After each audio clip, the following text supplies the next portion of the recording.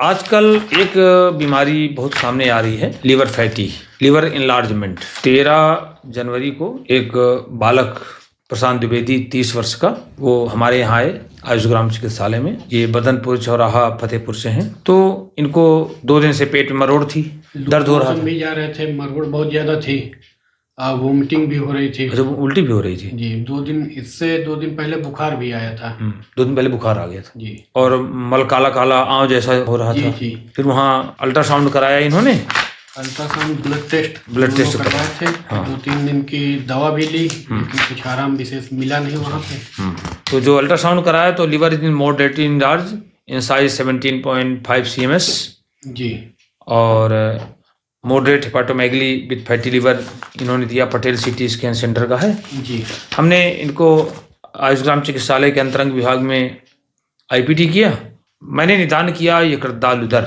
वैसे भी इसको आप कफोदर के अंतर भी ले सकते हैं, लेना ही चाहिए।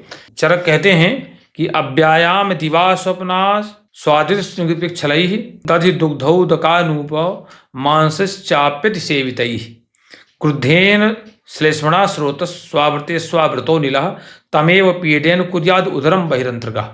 ये प्राय उन लोगों को होता है जो शारीरिक श्रम बहुत नहीं करते हैं। शारीरिक श्रम उनसे होता नहीं है, करते नहीं, स्वभाव ही नहीं होता है। दिन में भी सोने का मौका मिला तो सो ही जाते हैं। चिकनी चीज़ें, मीठी चीज़ें बहुत पसंद करते हैं। दिवा स्वप्न स्वाद्युत स्निग्ध पिच्छलाई, चिकनाई युक्त पिच्छित जैसे आलू, केला, अरबी, उड़द, राजमा, ऐसे चीजें सेवन करते हैं। दधि दुग्धौदकानूप, दही का सेवन करते हैं। आजकल दही तो प्रचलन में आ गया है, सबको ही दही खाएगा, जबकि शास्त्र के अनुसार 6 महीने दही सेवन का नियम है और 6 महीने नहीं, नियम नहीं है दही सेवन के लिए। लेकिन 12 महीने लोग दही खाते हैं। किसके चक्कर में आकर के? वो प्रोबायोटिक और लैक्टिक एसिड, 2 मॉडर्न वाले बताते हैं, उसमें प्रोबायोटिक पाया जाएगा और दही रोज खाओ। जबकि भारत का जो क्लाइमेट है वो 6 माह दही खाने के लिए अलाउ करता है, 6 माह नहीं अलाउ करता। तो दही, दूध और जलीय प्राणियों का मांस खाते हैं, उनको भी ये होता है। ऐसे इन लोगों को क्या है कि कफ दोष कुपित हो जाता है, जिससे स्रोतोरोध हो जाता है और फिर जो आंतों की वायु है वो कुपित हो करके और तमाम तरह के रोग पैदा करने लगती है। तो ये कफ दोष के कारण से ये रोग होता है। आचार्य सुश्रुत ने इसको यकृतदाल्युदर कहा है। सब्बे तरस्मिन यकृति प्रदुष्टे गेयम यकृतदाल्युदरम तदेव। दाहिनी ओर यकृत होता है और उसमें जो मंद ज्वराग्नि कफ पित्त लिंगैरुपद्रुतः क्षीण बलोति पांडु और बामे च पार्श्वे परिवृद्धिमेति विशेषतः सीध चातुरोत्र। अगर ये वृद्धि बाईं तरफ होती है तो स्प्लीन बढ़ा हुआ प्लीहोदर माना जाता है, कहा जाता है। और अगर ये विकारग्रस्तता दाहिनी ओर होती है तो यकृतदाल्युदर होता है, लिवर इनलार्जमेंट। इसमें बुखार होता ही होता है, बालक ने बताया ही, माने अग्नि मंद पड़ जाती है, डाइजेशन वीक हो जाता है, कफ और पित्त के लक्षण हो जाते हैं। और मैं देखता हूं कि इसमें एलोपैथी बहुत समय लेते हैं। अगर लीवर बढ़ गया तो एक तो ठीक नहीं होता और ठीक हुआ तो बहुत लंबा समय लेते हैं। हमारे यहाँ जब आए तो हमने इनको इंडोर करके और सबसे पहले हमने बस्ती का प्रयोग किया।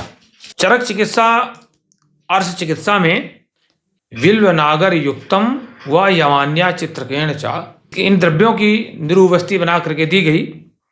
बेलगिरी, शुंठी, यवानी और चित्रक मूल, इसका क्वाथ बना करके निरुवस्ती दी गई।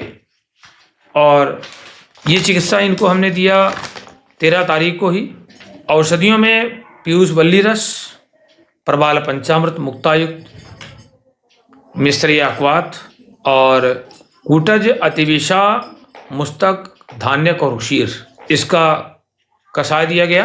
पहले दिन ही आराम मिलने लगा था, 2 से 3 दिन में पूरी तरह से मिलने लगा था। हाँ, 2-3 दिन में पूरी तरह से आराम मिलने लगा था। इसके बाद हमने देखा कि फिर से अल्ट्रासाउंड करा लें। तो हमने जब 16 जनवरी को अल्ट्रासाउंड कराया तो आया नॉर्मल इन साइज से 13 से 3 दिन के अंतर्गत नॉर्मल साइज आ गया लीवर की। आज हम इनको डिस्चार्ज भी कर दिए हैं। तो इस तरह से अगर रोगी बहुत जल्दी आ जाए, मेडिकेशन न बहुत होने पावे, तो बहुत अच्छे परिणाम आते हैं। लेकिन आज दुर्भाग्य ये है कि ये जो प्रशांत द्विवेदी हैं, इनकी तरह के जागरूक लोग हैं नहीं, वो पहले एलोपैथी भटकते रहेंगे, तमाम मेडिकेशन करते रहेंगे। जब क्रॉनिक हो जाएगा तब फिर जाएंगे आयुर्वेद में। वो भी जल्दी से जल्दी अपेक्षा करते हैं कि जल्दी ठीक हो जाए। ये बात हम सब जगह पहुंचाना चाहते हैं कि आयुर्वेद धीरे धीरे नहीं लाभ करता, ऐसा नहीं है। जो रोग जटिल हैं, कठिन हैं, उनमें धीरे धीरे काम करता है, और जो रोग तत्काल वाले हैं, एक्यूट हैं, उनमें बड़ी शीघ्रता से आयुर्वेद भी काम करता है।